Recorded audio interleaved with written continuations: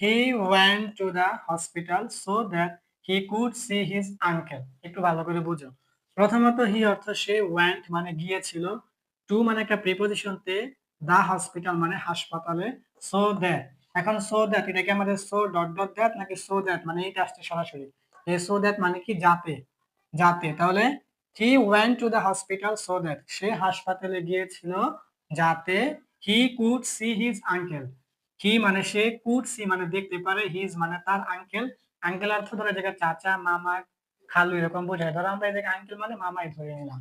He could C সে দেখতে পারবে, his uncle তার মামাকে। এখন এই জায়গায় প্রথমত আমাদের দেখো সো দ্যাট।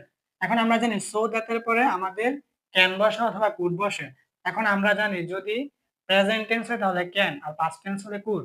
এখন আমরা এটা বুঝছি, এই জায়গায় দেখো ভার্ব দেখে আমরা বুঝছি এটা পাস্ট টেন্স, কারণ এই জায়গায় হচ্ছে ওয়েন্ট। দেখো আমাদের কিন্তু এই যে গো, এই গো অর্থ কিন্তু যাওয়া, এগো অর্থ কিন্তু যাওয়া, ঠিক আছে? এগো অর্থ কিন্তু যাওয়া, এটা হচ্ছে ভার্ব ওয়ান মানে প্রেজেন্ট টেন্সের ক্ষেত্রে।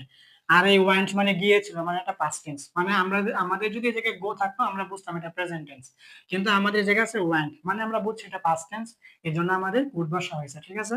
তাহলে প্রথমত কুড। এখন তোমরা বলতে পারো কুডের আগে কেন হি সাবজেক্ট হয়েছে, এটা তোমার বুঝতে হবে। কারণ আমরা বলছিলাম যে ক্যান অথবা কুড বসবে, শুধু এতটুকুই না, ক্যান অথবা কুড এসে বাক্যটাকে অর্থপূর্ণ করতে সাহায্য করবে, কিন্তু এটার আগে তো একটা সাবজেক্ট বসতে হবে। কারণ এই জায়গায় এটা অর্থ হচ্ছে he went to the hospital so that সে হাসপাতালে গিয়েছিল যাতে সে তার মামাকে দেখতে পারে, বা সে তার মামার সেবা করতে পারে, বা ধরো যে কোনো কাজ, সে এই কাজটা করতে পারে, সে ওই কাজটা করতে পারে। আমাদের কিন্তু প্রথমে মানে একটা বাক্য হচ্ছে প্রথমে সাবজেক্ট আনতে হবে।